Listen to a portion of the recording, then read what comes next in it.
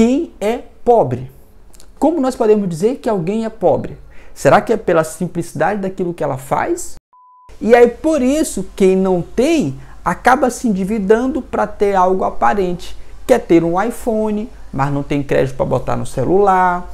Quantos casais você conhece que depois que casaram não foram morar com o sogro, com a sogra? Rico ou pobre? O que você acha que você é? Você é rico ou pobre? Não confunda simplicidade com pobreza.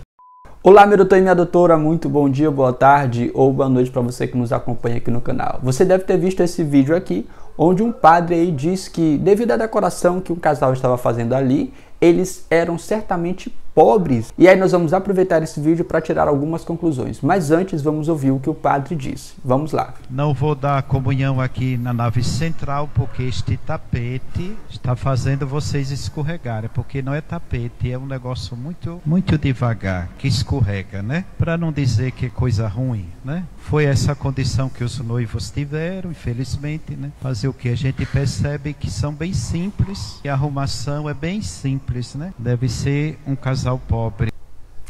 Pronto, então nós estamos o quê? O cenário é o seguinte, é um casamento que está acontecendo, o padre está celebrando. E aí ele fala que o tapete que está ali é muito simples, por isso está escorregadinho lá e tal. E ele diz que devido a isso, a decoração simples ali, o casal infelizmente não tinha muitas condições e por isso podia ser um casal pobre. Mas a primeira pergunta que eu te faço é, em relação a casamento, quando a gente casa, nós casamos para impressionar as pessoas que estão sendo convidadas ou a gente casa para ter um casamento condizente com a nossa realidade e aproveitar, por exemplo, a nossa lua de mel? Porque quantas pessoas não gastam uma grande fortuna ali na cerimônia, né, com comida, com decoração, com tudo, mas depois eles vão para uma lua de mel que dura 2 dias, não tem casa própria, não tem dinheiro na conta, vão morar na casa do sogro, vão morar de aluguel. Que sentido faz isso?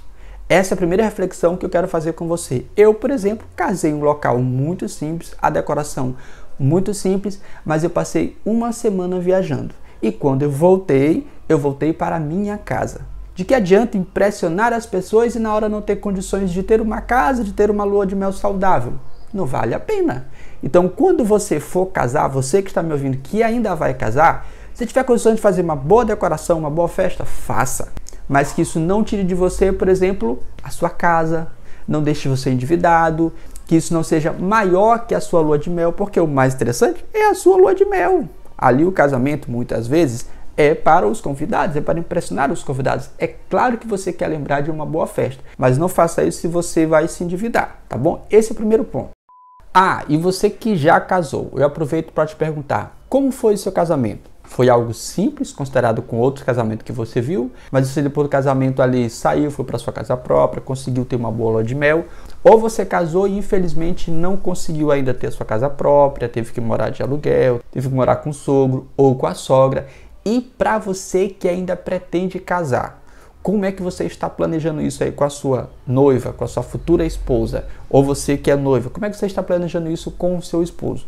Que é uma dica muito importante, não se preocupe tanto em impressionar os convidados, se preocupe mais com o seu casamento. Se preocupe também, muito importante, com a sua lua de mel, porque ali é o momento em que vocês dois estarão juntos, ok? E os convidados estarão em casa.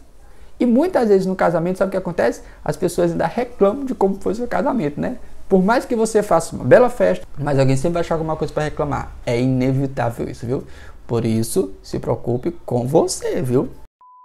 O segundo ponto que eu quero falar com você é: quem é pobre?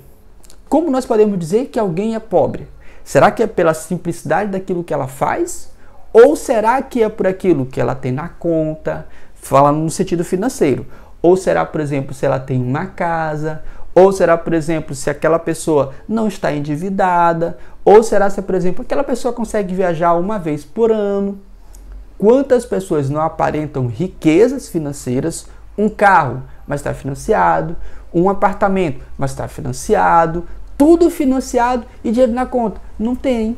Aí vive se endividando por aí. Então, a pobreza financeira não é aquilo que é aparente. E esse é um erro que nós cometemos muito atualmente.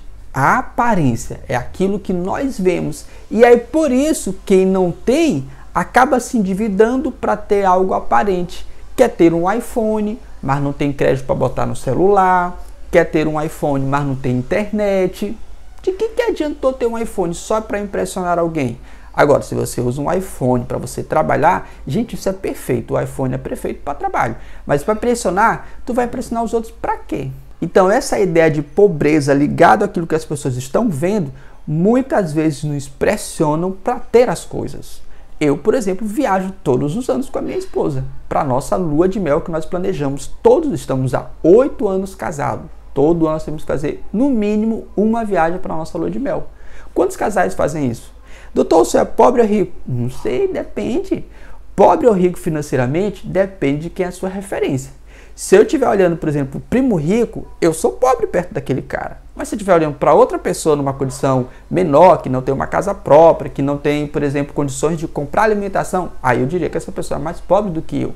Mas existe outro tipo de pobreza, que é a pobreza, sabe o quê? Que é a pobreza da alma, que é a pobreza no conhecimento. Existe a pobreza nos relacionamentos, existe outro tipo de pobreza. Mas aqui o foco foi exatamente nessa fala de pobreza em relação àquilo que se apresenta ali. Então não confunda simplicidade com pobreza.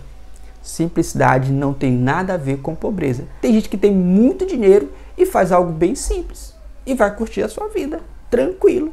E tem gente que faz algo mega extraordinário e continua tendo dinheiro, perfeito, mas tem gente que faz um mega extraordinário e na hora está endividado. De que adiantou? Quantos casais você conhece que casaram tendo casa própria? Quantos casais você conhece que casaram e foram passar a lua de mel, curtindo a lua de mel aí uma semana viajando? Quantos casais você conhece que depois que casaram não foram morar com o sogro, com a sogra? E isso atrapalha muito o casamento. Quantos casais não foram morar de casa alugada, mas fizeram uma festança muito grande? De que adianta? Só para impressionar as pessoas? Então, meu doutor e minha doutora, não se confunda.